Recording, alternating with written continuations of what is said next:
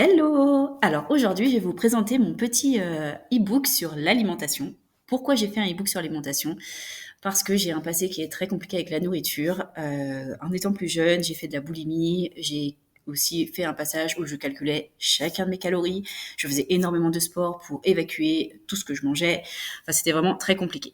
Et du coup, je me suis dit, alors maintenant je vais mieux, je me suis fait soigner, je suis suivie par une naturopathe aussi, et du coup, je me suis dit, je vais mettre en place un petit e-book pour déjà d'une facilité pour les mamans l'organisation des repas, et en plus donner des bonnes choses que l'on peut manger à certains moments. C'est possible, certains moments où il ne faut pas manger ces aliments. Bref. Alors, pour ça, je vous ai fait un petit e-book gratuit parce que du coup, je vais vous mettre quelques petits conseils déjà sur 3 habitudes. Alors, hop. Alors, l'habitude numéro 1, c'est de ne pas manger de sucre le matin. Pourquoi? Parce qu'en fait, ils vont faire exploser ta glycémie. Donc, du coup, ton taux de sucre, il augmente dans le sang. Et ensuite, tu as la chute brutale qui fait que du coup, tu es fatigué, irritable et que tu as envie de reprendre du sucre, tout simplement. Et en fait, c'est un vrai cercle vicieux parce qu'on commence la journée avec du sucre et en fait, on en a besoin toute la journée du coup. Alors à la place, moi ce que je te conseille, c'est de plutôt manger des petits déjeuners protéinés avec du bon gras et des fibres.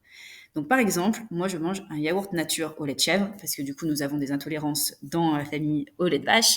Donc nous prenons que des yaourts au lait de chèvre et dedans, eh bien, je mets des graines de chia, je mets des amandes ou alors les amandes, moi les enfants ils aiment pas trop, donc du coup je fais de la poudre d'amande. Je mets des noix du Brésil, il en faut 2 par jour. C'est très très bon pour la santé et ils sont riches en sélénium et c'est très très important d'en manger. Ensuite, je mets dedans, eh ben, alors, c'est dur des fois de ne pas avoir ce tout petit goût de sucré, donc du coup, on met quelques raisins secs, mais pas beaucoup, ou des petites cranberries. Du coup, ça donne ce petit côté pardon, gourmand, mais pas trop de sucre.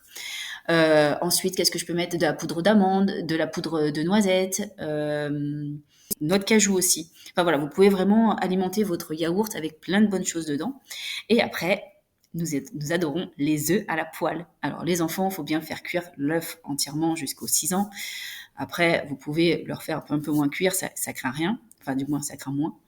Donc voilà. Et ou sinon, ça peut être une petite tartine avec du beurre de cacahuète, des choses comme ça. Ensuite, habitude numéro 2.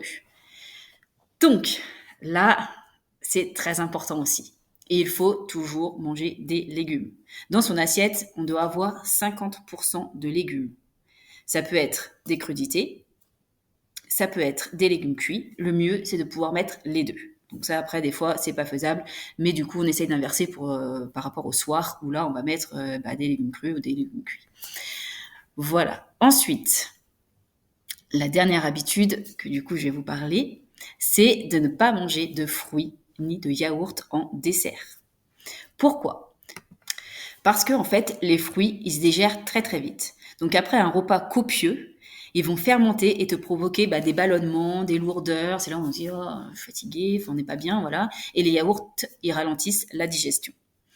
Donc les yaourts, gardez-les bien pour le petit déjeuner, ou alors ça peut être pour le goûter. Et le fruit, c'est au goûter. Après, il y a juste un truc que tu peux faire, c'est si tu aimes vraiment finir sur un truc sucré, les bananes et l'ananas sont 2 choses que tu peux manger en fin de repas, que tu vas bien digérer sans souci. Ensuite, donc tu vois, en fait, il n'y a pas besoin de révolutionner toute son alimentation pour se sentir mieux. Eh ben, essaye d'appliquer juste ces 3 petites habitudes et déjà tu vas voir, tu auras une meilleure digestion, une stabilité de ton énergie et tu vas retrouver une relation plus saine avec la nourriture. Alors, donc j'espère que ces 3 petits conseils t'ont plu. Et donc si tu veux aller plus loin, je te propose donc mon e-book juste en dessous. Et là, tu vas avoir des menus complets sur 7 jours, des astuces d'organisation, des habitudes que je mets en place et mes règles d'or pour avoir une alimentation équilibrée, simple et avec le moins de prise de tête possible.